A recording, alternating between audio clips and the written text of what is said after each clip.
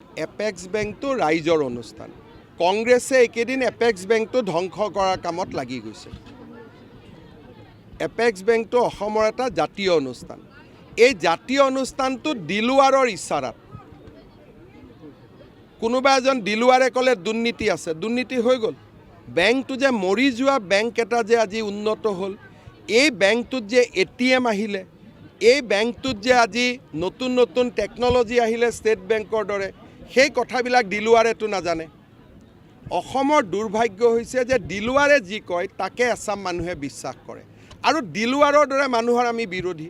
আৰু বিজেপিৰ জন্মই হৈছে দিলুৱাৰৰ দৰে মানুহক খতম কৰাৰ কাৰণে। গতিকে এইটো যাত্ৰাটো, এইটো যুদ্ধটো চলিবই। মোক বেয়া পাই ভাল পাই লাভ নাই। দিলুৱাৰ, মহবুবুল এনেকুৱা ধৰণৰ যিমান মানুহ আছে সেইবিলাকক কোনো আইনৰ বিৰুদ্ধে নহয়, আইনৰ ভিতৰত থাকি খতম কৰাই মোৰ কাম। এপেক্স বেংকটো ৰাইজৰ অনুষ্ঠান। কংগ্ৰেছে এইকেইদিন এপেক্স বেংকটো ধ্বংস কৰাৰ কামত লাগি গৈছে। এপেক্স বেংকটো অসমৰ এটা জাতীয় অনুষ্ঠান। এই জাতীয় অনুষ্ঠানটো দিলুৱাৰৰ ইচ্ছাৰাত কোনোবা এজন দিলুৱাৰে ক'লে দুৰ্নীতি আছে, দুৰ্নীতি হৈ গ'ল।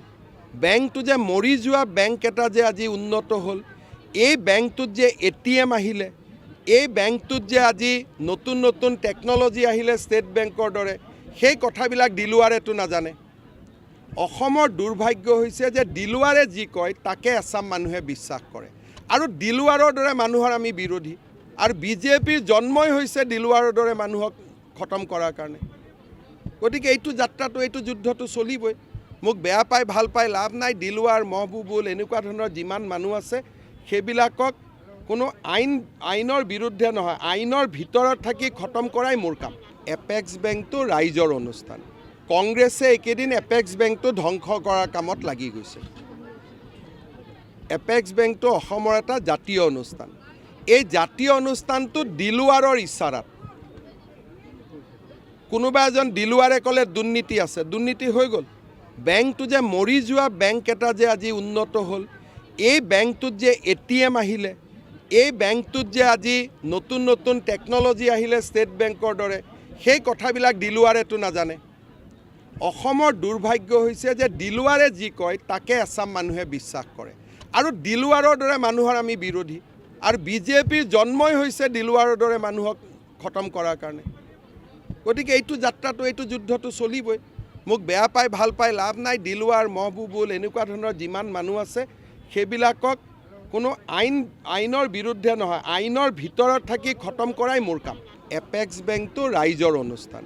কংগ্ৰেছে এইকেইদিন এপেক্স বেংকটো ধ্বংস কৰাৰ কামত লাগি গৈছে।